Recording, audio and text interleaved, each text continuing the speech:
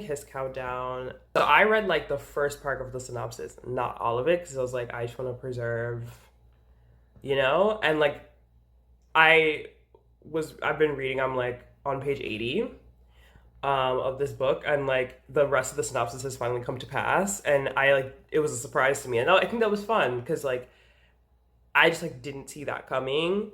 Um, Whereas if I'd read the synopsis, I would have. So I think like I like to preserve that little bit of mystery that I can for myself with media. Like I do it with movies too. Like I think it's just good because I feel like sometimes we just know too much about a thing before we see it, and I feel like that can hamper my enjoyment. Particularly, I can't speak for anyone else's. Where it's like I know I would have enjoyed it more had I known less. But yeah, this is a Kiss Countdown.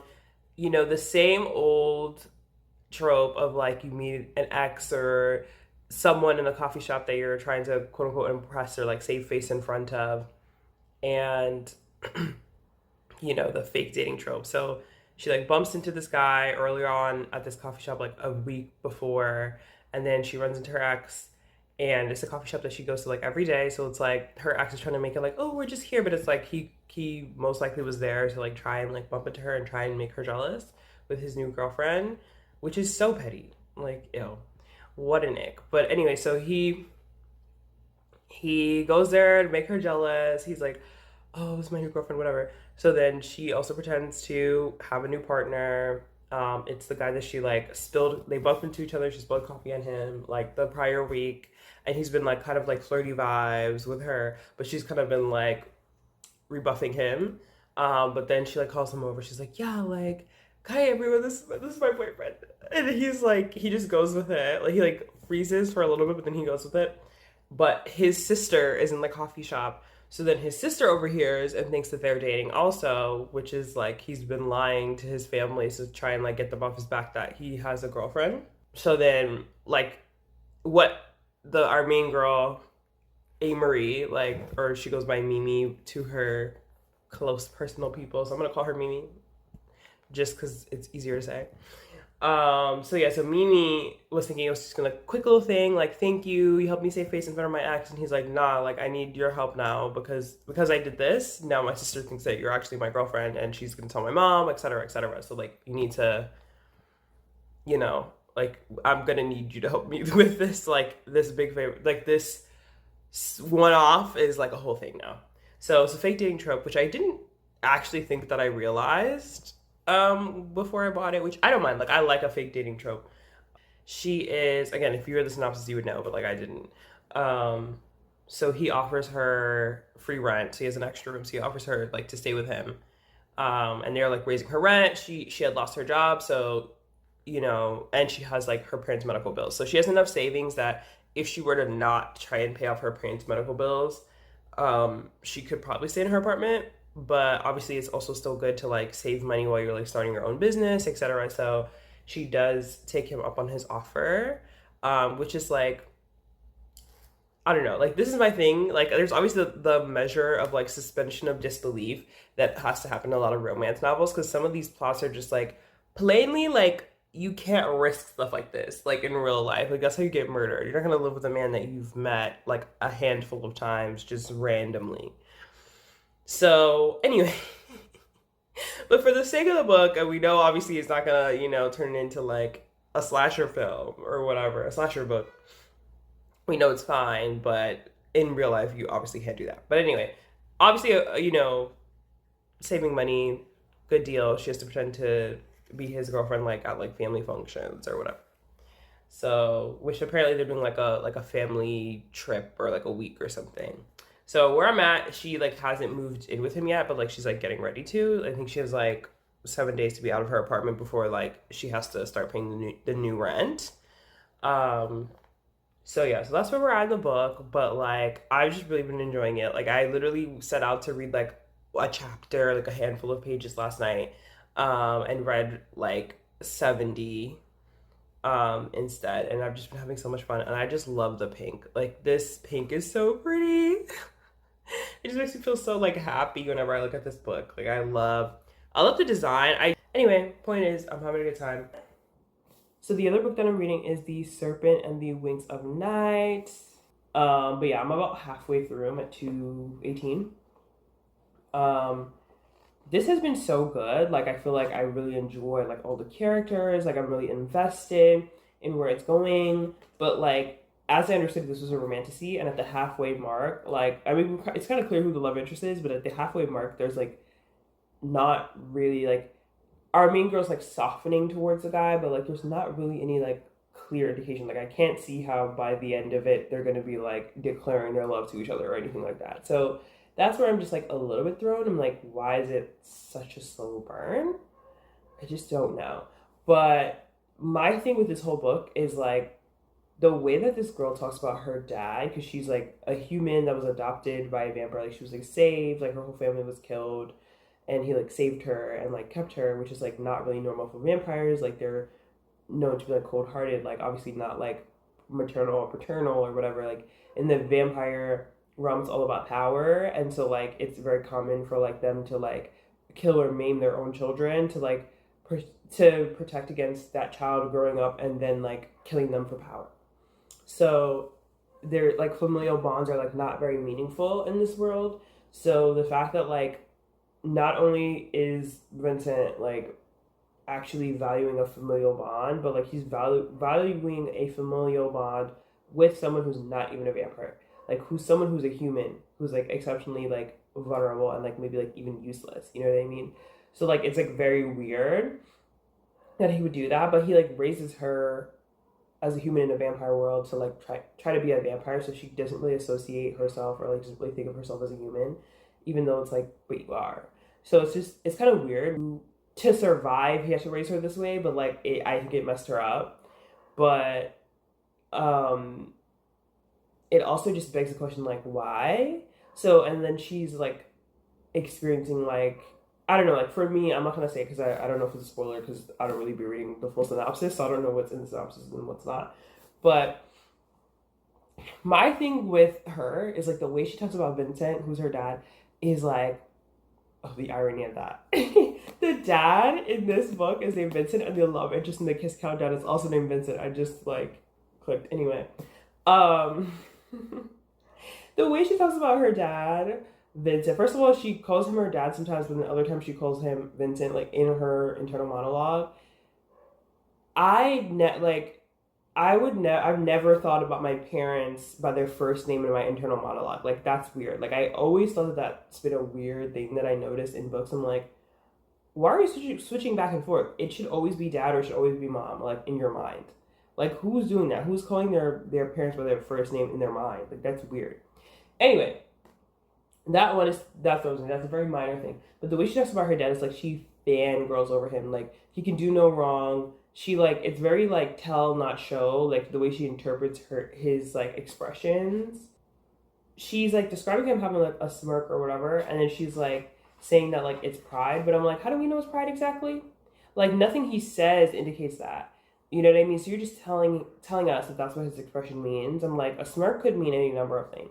You know what I mean? That could be mocking, etc., etc. So like my thing with this is I'm like, is it intentional that she tells us what she thinks he's feeling, but like his behavior or what he says doesn't necessarily indicate those emotions? Like she just like tells like, oh, well, he would never really say I love you, you know, so I know when he says this, that's what he really means. I'm like,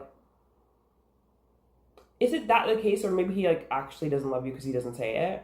Like I'm like, are we building up to him being the bad guy and him having raised her for some sort of like long game manipulation? Like that's what I'm trying to understand. I'm like, is it just not the best writing in that regard, or is it intentional because we're meant to like be suspicious of him? I don't know. But like anytime anyone has critique for him, she's not hearing it. Anytime that like I don't know, like he's just seemingly like mad at her, annoyed at her, or whatever. She like is like, oh, but it's because he loves me. I'm like, it's low key giving like abuse. You know what I mean? Like I'm like, why are you associating like his anger, his disappointment, his frustration with like, oh well, it's just because he loves me. Like, girl, what? Like it's giving delusional. It's giving delulu. And I'm just trying to understand if that's intentional on the author's part, so that whenever the big betrayal from Vincent comes, it's like, oh. And then it would make sense that she would like divorce herself with this guy and then run off with a love interest, or like is that just like actually the way that the author wanted her character to be and she doesn't see anything wrong with it? You know what I mean? Because I feel like she doesn't write like that in any other context. She only writes like that in the interactions with our main girl and the dad.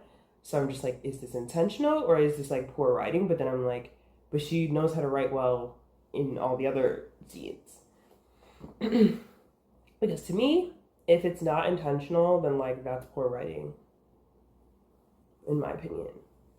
But who am I? You know what I mean? Do I have a published book under my belt or multiples? Like, no. So, take that with a grain of salt. I always feel mean when I say that, but like, I don't know, something about it is just off to me.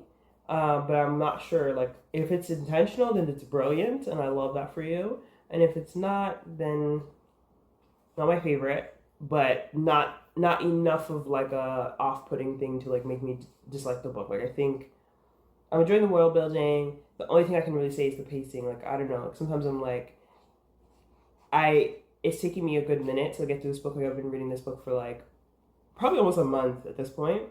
And I feel like just because like there are days where I'm like eating it up and like really reading a lot. And then there are days where I just hit a phase and I'm like not, like I hit a certain section of the book where I'm bored. I'm like not inspired to like pick it up for days. And then at some point I'm like, okay, let's push through. And then we'll get to another like page turner moment, So I just think the pacing could be a little bit better. Like maybe the romance is still a little bit slow for me or like whatnot. Like I just feel like I just still don't know enough about the world and I still don't know enough about where this plot is going. And I feel like we're at the halfway mark. So I feel like by the halfway mark, I should have a prediction about what the rest of the book is going to be. And if it's a romance, I should like be invested in the romance. You know what I mean? And I feel like that's not what's happened yet. So we'll see. But like, it's probably like it's shaping up to be like a 3.5 star for me. But like I will continue to read the next book. So, and like, would it be a reread? Like to me, like best compliment for a book is like a reread or like a comfort read. And like I feel like this could be like a fall vibes like comfort read because like this book gives me fall vibes like for sure. So it's like I could see coming back to this, but like it really all like depends on the second half of the book. Anyway, I don't know. I feel like I've been more critical than I like actually intended to because like I am actually just having a good time. Like I'm having a good time. I just like have a slight problem with the pacing and then the way that the girl like the main girl Araya like.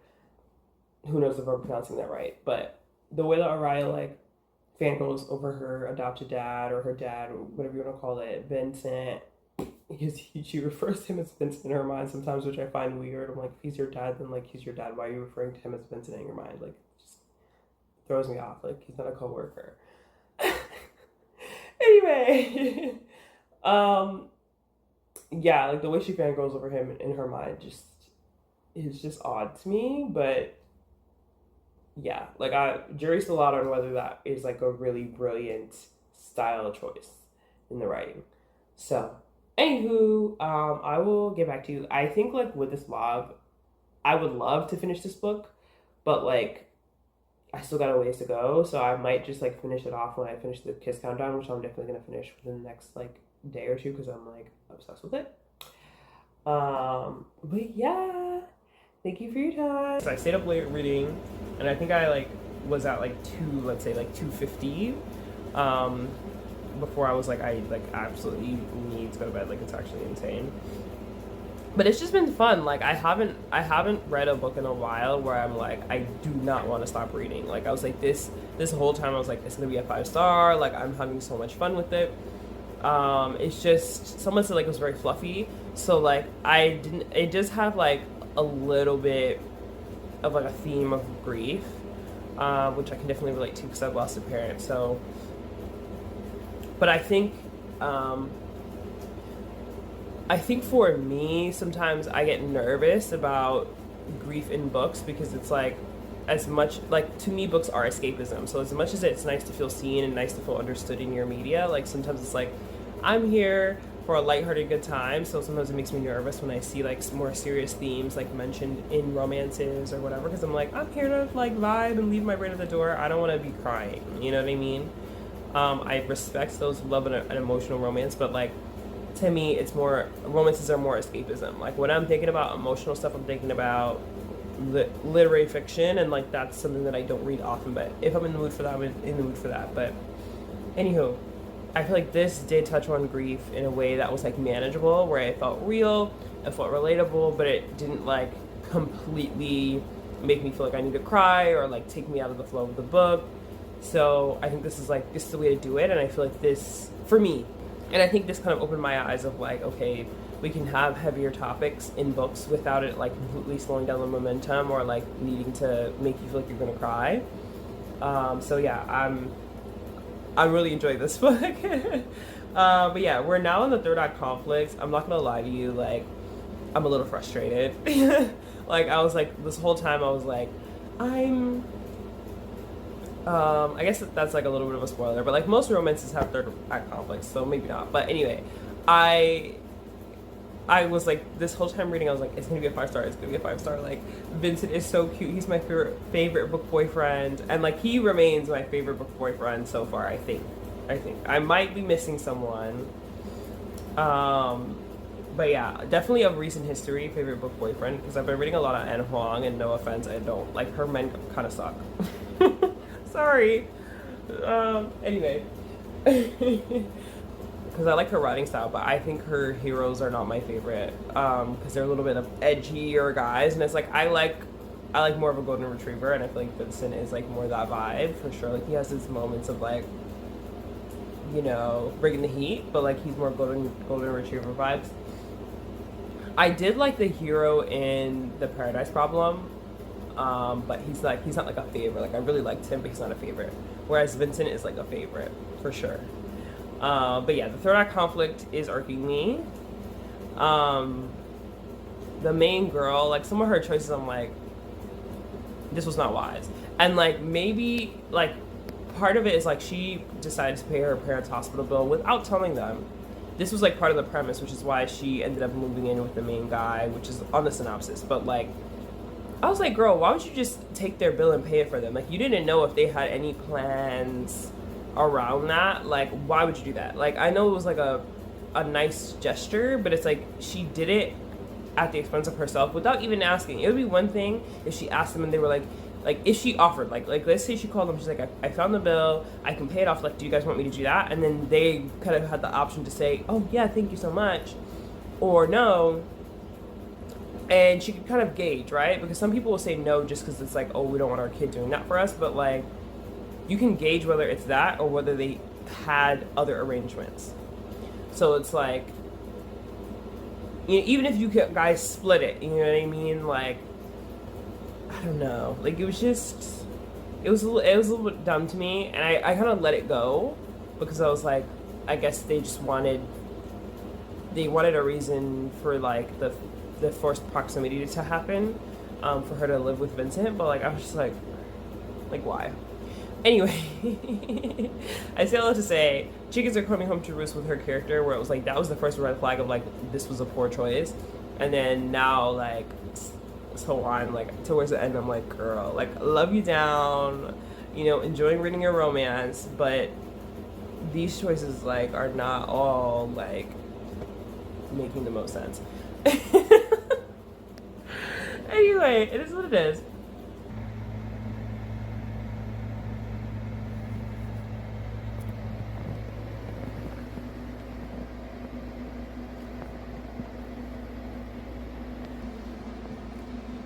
Hey. The AC's on again, so I'll keep it short. I finished Dark Forest, the second book in the Three Body Problem series. Amazing. Mind-blowing. I'll probably talk more about it in whenever my next update is, but I just wanted to mention that. I'm feeling 5 stars, but I'm gonna sleep on it. Alright, so I will update you guys again tomorrow. I'm hoping tomorrow I can finish The Serpent on the Wings of Night. Um,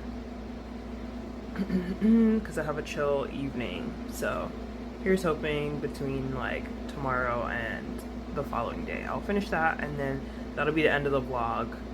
All right. Hey. All right. This vlog is officially like a week and a half long, I think. I think so. I don't even know. But I just wanted to like reach a certain point before I like cut it. So I'm almost done with Serpent and the Wings of Night. We finally got to some like romance, some vibes. My last like 2 nights of reading. So now I'm in, I think I have 70 pages left. Somewhere in that like last update and these last 70 pages, like romance happened, and it's a vibe. Like, I'm not gonna lie, it was a vibe. They were like on thin ice with me because like I like a slow burn, but I also don't like when it's such a slow burn that we really don't get any time with them as a couple until the second book or until like further books. Like that irks me. And I do feel like I got what I came for, even if like the second book they're like separated or whatever. Like I feel like a lot of like, oh well, to duet, it's not even a trilogy. So obviously, I was about to say a lot of trilogies. I feel like they always like have them like separate in the second book and they come back together in the last one. So I was kind of anticipating that, but because it's a duology or a duet, however you say that, I'm assuming that won't be the case. So Dark Forest, I feel like that's the second book in the Three Body Problem series. I think if you're into sci-fi at all, absolutely freaking read that series. Absolutely read that series. It's just mind-blowing. It's such an expansive and creative sci-fi story. I feel like I couldn't predict like how it was gonna end. Like the whole time I was like, okay, like where is this going? Because the whole point of the premise of that series is that Earth makes contact with an alien world, and basically that world is becoming unlivable. Like their planet is going to be destroyed, so they're looking for plans. They were looking for plans to save their planet, but they ended up switching gears and deciding like once they made contact with human life, like they made contact with like other life in the solar system, they ended up changing gears. Instead of saving their planet, they're like, we're gonna go to Earth and like take it over. Yeah, so their planet was about to be destroyed, and they had been through so much. They had tried to survive, and like once they made contact with other life in the universe, they were like, yep, we're gonna go there instead of trying to save our planet. But that obviously they couldn't take everyone. Like they had like a certain amount of like ships that could make it only so far with the resources they had, so they did have to choose who was going to be able to go and who wasn't. And they're more of like, I guess, like collectivist society in the sense that like they were like, if some of us live on, we all live on.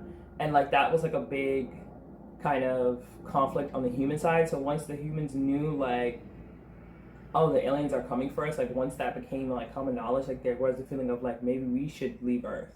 You know what I mean? Like they could destroy us or we could lose this war, like maybe we should leave Earth.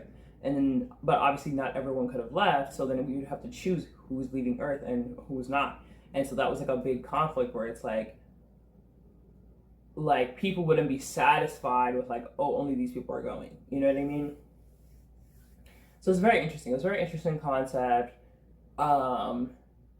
Yeah, if you don't like alien stuff or sci-fi stuff, it's not gonna hit for you. But I think if you do, like, it's gonna hit. I think if you like Red Rising, like, you know what, Red Rising is very like action packed, so maybe you wouldn't like Three Body Problem. But I feel like the type of people who like Red Rising would also like Three Body Problem. That's my perception. But only if you are like you like more of the like philosophical, like monologue-y parts of like Red Rising. If you're like specifically there for like the action of it all, then Three Body Problem will be a bit slow for you because there's not as much action. But yeah, I don't know, it was fire. And I think like, I don't know, like I had a great time.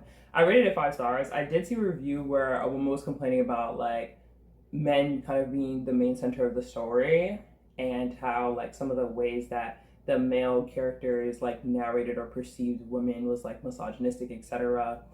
Um, I didn't think it was that notable. Like there are a few things where it's like this one of the main characters, his girlfriend is a writer, and she asked him to create a story for her, and she gives him very specific instructions on how to make this character real. Like she's like, you can't just write about a character. Like you have to like create a life that feels so real that they have a life of their own, and that's when you're able to like write a story.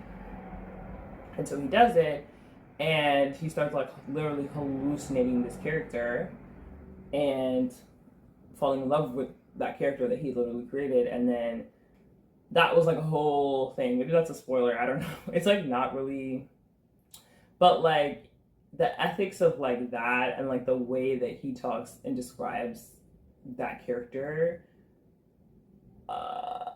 it's dicey. I'm not gonna hold you, it's dicey. But I think that was the point. Like I think that some of the misogyny was not necessarily like the author espousing that this is good, this is the way that you should perceive women. I think it was more so like these these characters are flawed, but like that, you know what I mean? Like I can't explain it. It was more so to show the flawedness or show these this is the way that people think, and not necessarily to co-sign it, if that makes sense.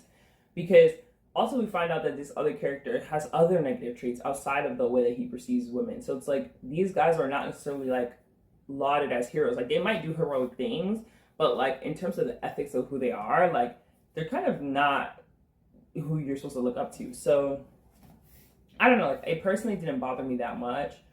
Or really at all. Like I was like, bad vibes, but like I'm also okay to read about unlikable characters.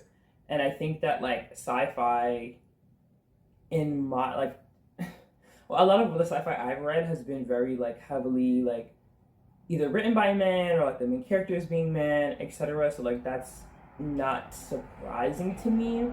I think like yeah, I don't think that every single series needs to like be more egalitarian, equal parts male and female heroes.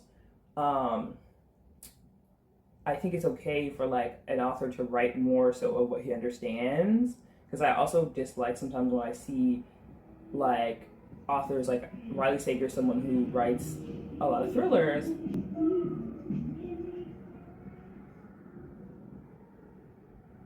Sorry, I just wanted to be quiet because like there's music blasting.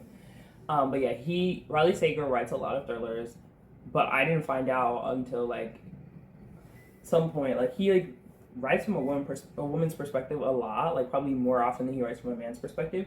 And some of his older books, I'm like, this is a little like you're on thin ice with me, sir. Because like sometimes he writes in particular like female sexuality and female desire in a way that gives like very male centered. And so like sometimes I just feel like when authors write opposite genders than to what they are, the writing can be very two dimensional. It can be very like you just don't get it. Stay in your lane a little bit. You know what I mean? So I feel like we shouldn't force authors. Like let them write what they know so that they can do that really well. And so we don't have to have these weird moments where you're like, that's not how women think, or that's not how men think. Like it's just weird. Like, like it's just sometimes I get the ick. So I'd rather you stay in your lane and like do that well.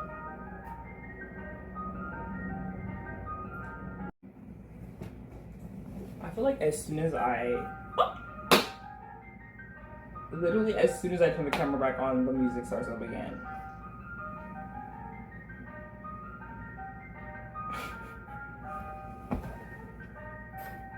So, talking about Dark Forest, I think I'd rather authors stay in their lane, write what they know, write what they understand, versus trying to like shoehorn a lot of female main characters that they don't really know how to write. Although I do feel like there was more female characters in the first book, I don't necessarily think that they were written that well. But I think like I don't know. Allegedly, the third book is even worse in terms of like women representation, whatever, however you want to put it. Um, so I just we'll see. But I also think like let's create room for more female or for more woman identified sci-fi authors. And like I think that's good. Like I think I want to do like a video where I read like only women of color sci-fi, you know what I mean? I'm gonna read Severance, which is about a pandemic. It's like post-apocalyptic, I guess, kind of thing. So I'm like, that might count? That might count. So maybe I'll like find like another like 2 books that can go with that, or maybe I'll make like in a separate video. But yeah, I definitely want to explore more like women who are writing sci-fi, because I think that did bring it up to mind to me, where I was like, wait a minute, yeah, like a lot of the sci-fi that I've read is very male dominant, to the point where it didn't even cross my mind that like there were no characters that we got their POV that were women in this book. Like the first book we did, but the second one we didn't. But it didn't cross my mind and it didn't bother me until it did dawn on me that like I just need more rep and I need more authors that I know write sci-fi that I enjoy that are women, so I can just like balance that out a little bit. But I just feel like write what you know. Like I don't think everyone needs to be like I'd rather give own voices their chance and their due than like trying to force men to write women in a way that's like maybe just not that good because they don't understand women well enough. You know what I mean? I think that's okay. Like just write what you know. That's my opinion on the matter, because I feel like there's so many times where whether it's from a woman's perspective, if it's from a person of color's perspective, and you can tell the author just does not know what they're talking about, and they're just trying to like shoehorn diversity, but it becomes offensive instead. You know what I mean? And I'm not saying people can't do it well, because there are people who have done it well, but I would just rather like let people off the hook, especially with sci-fi. There's so much work that goes into writing sci-fi that like I don't think you also need to be doing your research and making sure you're writing women well. You know what I mean? Like just do the sci-fi thing, and then we'll like platform and like give voice to more own voices folks who can provide that diversity because it's what they know. And so it's not an extra thing that you have to account for, when I feel like sci-fi is a very involved genre. I feel like to build a world that like really makes sense and really captivates is just so like that's such a feat. It's such a feat. But those are the books that I really just enjoy so much. Like I love books that make you think about the world, what it could be, what it is, what it isn't. Like whenever you just read those like different iterations of like how the world has evolved, you kind of like see remnants of like what we are now in the futures that they create. And then you also sometimes see some good, like, or you see some good intentions. And so it's like, it just makes you think. Like, if you watch my videos, you'll probably like be like, girl, like, what else? Like, all you freaking say is it makes you think. But that is like one of the cruxes, or like one of the things that I really enjoy about reading, is it just makes me think about stuff that I would never think about. And I think sci-fi and like anything dystopian, anything post-apocalyptic really does that for me. I'm just yapping, bro. Okay, I'm supposed to get B-roll of me actually reading, because I barely have any B-roll of me actually reading from this whole video. But yeah, I just wanted to give that wrap up. Dark Forest was 5 stars, in spite of the like negative review that did make me think. But I'm glad that I saw that review, because it did like light a fire under me to read more like women, read more like diverse voices in sci-fi, because it does feel very male dominated to me. But like that's anecdotal, because that's who I'm picking up, because that's what I'm seeing as most popular. But like I'm sure there's a ton of women and people of color like doing their big one. I just haven't been like finding them, doing my research, like picking them up. So yeah, like I mean obviously there's diversity in the fact that the author is Asian, so there's that as well. But definitely more women, I think, in sci-fi. I would definitely want, because I feel like pretty much every single sci-fi book I've ever read is like been written by men. Like I'd have to really think, like maybe there's like one, but I'd have to really think about which one that is, because nothing's coming to the top of mind that's not written by a man. I'm not gonna lie. So yeah, we'll figure that out. But yeah, it was a fair critique. I'm glad I read the critique, but I still give that book 5 stars, because I was just so mind blown. I had such a great time. I think I gave the first book 4 stars, this one 5. I don't expect the next one to be 5 stars, but we'll see. I did finish the Kiss Countdown, but I don't know that I ever did like a final wrap up on that one. So I'm going to do that now, because I was looking back at the footage and I was like, I don't think I ever did like a final wrap up. Like I did like maybe like a 70% mark, but I never did a final wrap up. The Kiss Countdown, guys, 5 stars, 10 out of 10. Would highly recommend everyone read that book. Like if you like romance, read The Kiss Countdown. unless you hate the fake dating trope. If you just hate it, like, you're not gonna like that book because it's a fake dating trope. But it was so cute. It was so like all the tropes and all the things that I really like, with the exception of second chance romance. That's like the main only trope that like I don't like, that like wasn't in there. But like it just was like done in a way that like just flowed and like felt very like genuine. It was very like lighthearted and fluffy, quick read, easy to get to, perfectly paced. Like I literally have zero complaints. I had so much fun. I flew through it. Like I literally like stayed up until the sun came up reading this book. Okay, like it's been a long time since I've been that like like can't put it down. And I feel like that is a feeling, like aside from like, oh, it makes you think, because I do love to learn through reading. Like I read a lot of nonfiction to learn. I read a lot of sci-fi and fantasy to think about the world that we live in. And then I feel like with anything else that I read, or you know, also some of those genres as well, I seek this feeling that I had when I was a kid, where it was like you're reading under the covers at night and you just like cannot put the book down. And I think that like the Kiss Countdown was the first time in a long time that I felt that way.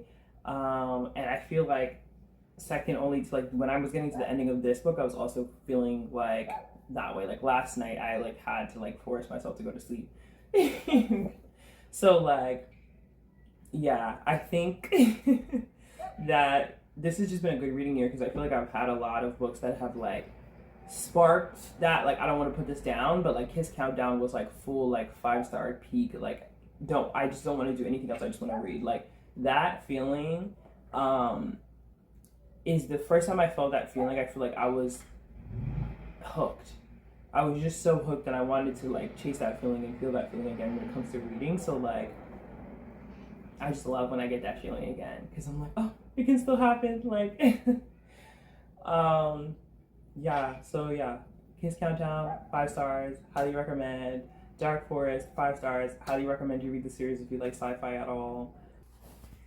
Hey, as I'm sure you can probably guess from the lighting, it's nighttime. I finished the book. Oh my gosh.